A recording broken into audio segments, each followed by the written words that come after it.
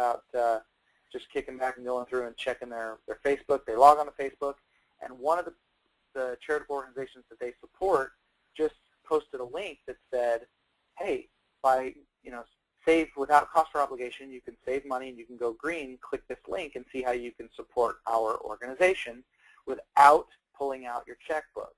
And so when people click that link, it goes right to the sign-up page for that charitable organization, and right on there, there's the link for them to enroll. All you need to do is grab your copy of your electric bill, your most recent electric bill, and it takes 5 minutes, and there's no cost or obligation to you.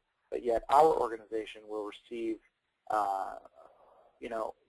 revenue every single month based on you switching. So it's a true win-win-win. So that one thing we've seen is a very high increase in response rate to online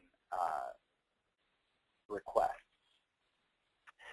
So next is,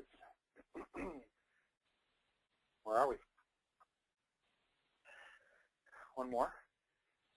The important thing is that each one of these strategies, I want you to set a goal, an actual numerical goal for each one of these different categories. So if you're dealing with a church or an SPCA or a Veterans of Foreign Wars or the Boy Scouts of America, your local troop, whoever you're dealing with, no matter what it is, you've identified a series of categories that they currently use, mediums that they use to raise funds. So you go through and you set a strategy for that.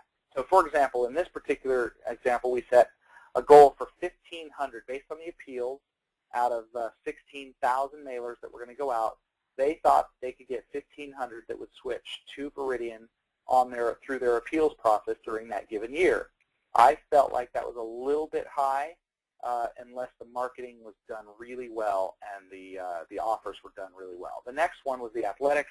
They thought because people were at a game and they weren't really in the mindset of switching their energy, they thought that they could get about 500 to switch through different promotions that they were going to run, which I think was a very realistic number, 500 customers to switch through that program.